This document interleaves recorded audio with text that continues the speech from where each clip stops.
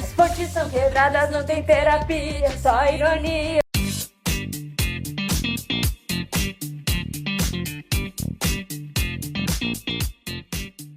Fala, tripulante, na escuta? Eu sou a Gabi e eu tô muito feliz que você conseguiu aterrissar ao asteroide B. Peço que você não se assuste com o que você viu no começo, mas já prepara a cabeça porque hoje você vai viajar. Vamos falar de Terabithia, o que muito provavelmente não engloba metade do meu público porque a galera não sabia nem que existia um filme chamado Ponte para Terabithia. A minha maior dúvida é se vocês sabem que existe um livro com esse nome. Para quem não sabia de nenhum e nem outro, prepara o trauma se você for assistir o filme. E para quem já assistiu o filme, nem precisa ler o livro porque o trauma é pior ainda, beleza? Mas tem uma coisa que eu tô bem afim de contar pra vocês. Mas, antes de mais nada, eu queria pedir pra vocês deixarem o like. Deixa o like aí, astronauta. Tá achando o quê? Deixa o like aí, parça. Deixou? Deixa aí, não custa nada, pô. Custa nadinha. Mas vamos ao que importa. Eu tô aqui pra falar pra vocês que Terabithia é real. É claro que não, Gabi. Todo mundo deixou claro que Terabithia não passa de uma alucinação de crianças que fumaram maconha. Na moral, vamos aos pontos. A gente tem o Jazz e a Leslie, eles são o casalzinho principal do rolê. Mas eles não são casal, tá? Porque eles são crianças e eles são amigos, amiguinhos mesmo, tá bom? É um filme realmente infantil, que me deixa muito emocionada e com vontade de chorar. Mas o que acontece? O Jazz, a vida do Jazz é um caos. Ele tem 4 irmãs, ele divide o quarto com 2 delas, que são as mais novas, o que me faz crer que ele tem que ter muita paciência, porque uma delas é um bebê, então provavelmente chora quando tem vontade, porque é um bebê. E a segunda é a irmã chata que mexe em todas as coisas dele, e que se fosse minha irmã eu já teria. E as irmãs mais velhas dele sendo ótimas irmãs mais velhas e sendo muito maduras do jeito que são para a idade que devem ter, são um caos e fazem um inferno na vida dele. Então, tipo, a vida dele é horrível, os pais são bem negligentes com ele, por ele ser o único homem, muito provavelmente ele acaba tendo que usar o tênis da irmã dele, ele acaba tendo que fazer todas as tarefas de casa porque nenhuma das irmãs ajuda. Então é tudo uma zona na vida do Jazz. Até que chega a princesa encantada, que é a Leslie. Ela é uma garota sonhadora, ela entra na vida dele de uma forma muito silenciosa e vai tomando um posto que talvez nem ele achou que ia dar esse posto pra ela, porque é um lugar muito delicado que ela assume ali, que é meio que o papel de melhor amiga. Ele adota até um cachorro pra essa menina. E essa menina, sendo muito brisada das ideias, ela leva ele pra uma floresta e fala que eles precisam ter um reino mágico, que seria Terabithia. E eles chegam nessa floresta através de uma corda que eles balangam de um lado pro outro. E chegando nessa floresta, a Leslie começa a contar pro Jazz que nessa floresta tem muitos prisioneiros, que eles foram aprisionados pelo Mestre das Trevas e que eles têm que libertar eles a qualquer custo e que o Mestre das Trevas vai lutar contra eles por causa disso. E a partir disso, o Jazz começa a ver realmente vultos do Mestre das Trevas em volta deles.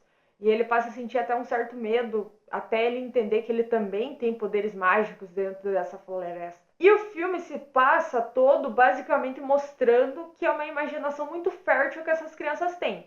Ou que elas fumaram um baseado. Mas é óbvio que essas crianças fumaram um baseado, Gabriele. Elas nunca que conseguiriam entrar numa floresta mágica através de uma corda. Engano seu, e eu tô aqui pra provar isso. Existem muitos momentos do filme que é mostrado que realmente a floresta é mágica.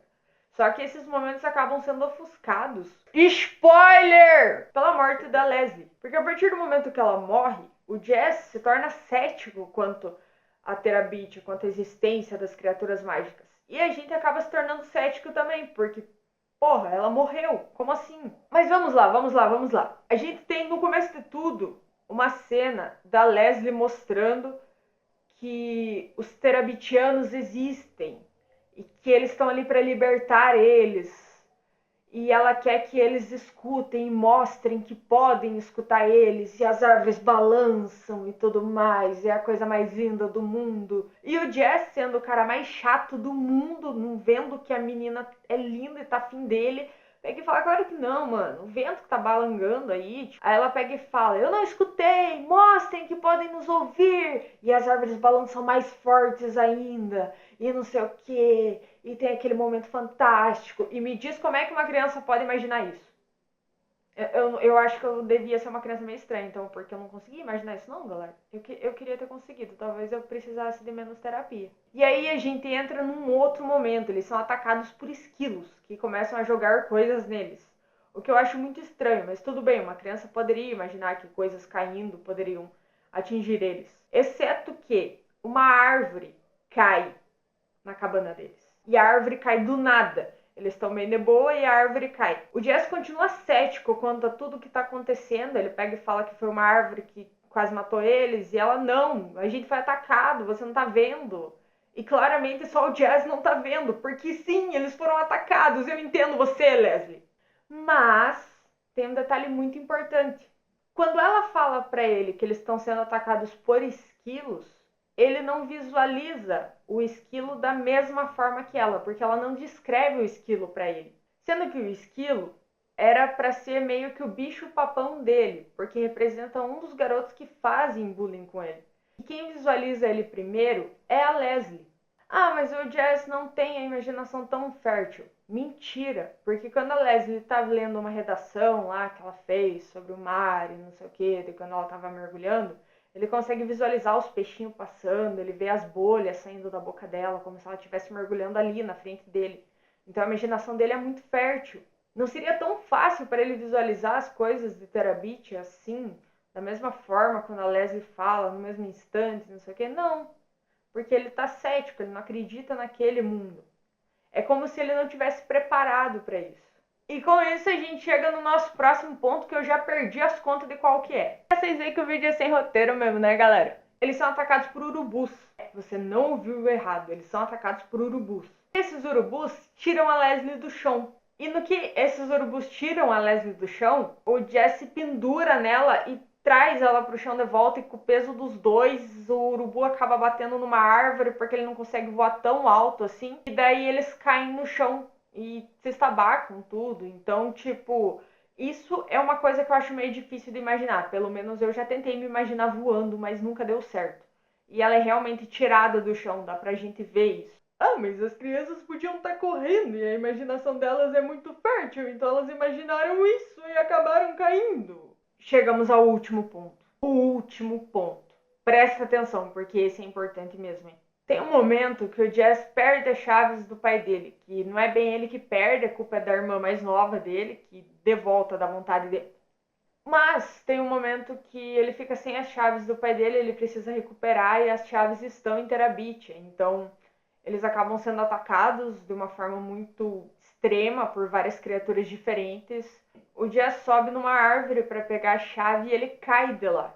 E a queda é muito alta. Mas antes dele se estabacar no chão, o troll pega ele. Sim, um troll pega o Jess. Então, tipo, como que uma criança consegue imaginar uma criatura que vai segurar ela em queda livre? Vamos combinar que isso é meio impossível, né, galera? Gabi, caso você não tenha percebido, o Mestre das Trevas era o pai do Jazz e aparece isso no final do filme. Aí vem a minha teoria principal. Na verdade, o Mestre das Trevas, ele tem o poder de criar coisas das quais as crianças têm medo.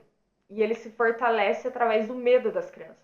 Tanto que a partir do momento que eles começam a enfrentar os medos na vida real, eles passam a enfrentar os medos em Terabithia. Então isso me faz acreditar que o Mestre das Trevas existe sim. Tanto que a única coisa que resta pro Jess temer, porque tudo que ele tinha medo, ele enfrentou dentro de Terabithia.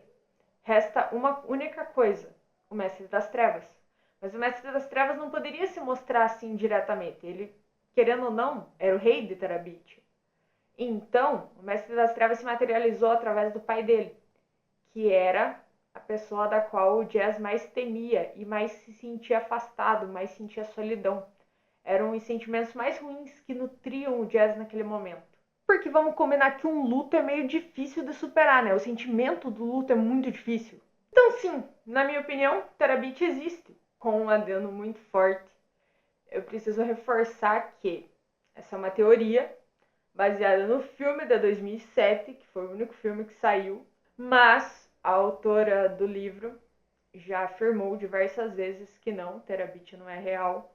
O livro fala sobre fantasia, fantasia de crianças mesmo, é um livro infanto-juvenil, mas o livro fala sobre criatividade, fantasia, superação, luto. O livro foi escrito justamente para o filho da autora que perdeu uma amiga, então é por isso que a Leslie morre, na verdade. Mas vamos combinar? Não seria bem mais interessante se na verdade quem tivesse partido a corda fosse o Mestre das Trevas, se aproveitando de que a Leslie estava sozinha naquele momento? E com essa questão eu acho que eu já posso encerrar o vídeo, né? Se você não deixou o like ainda, deixa o like. Aproveita que você desceu aí para deixar o like e ativa o sininho do meu canal, por favor. Também quero pedir para você comentar aqui embaixo o que você achou e me dizer se você quer teoria de outras coisas, qual é a sua teoria, se você acredita que Terabithia é real ou não. Terapia é importante sim, tá, galera? Terapia existe.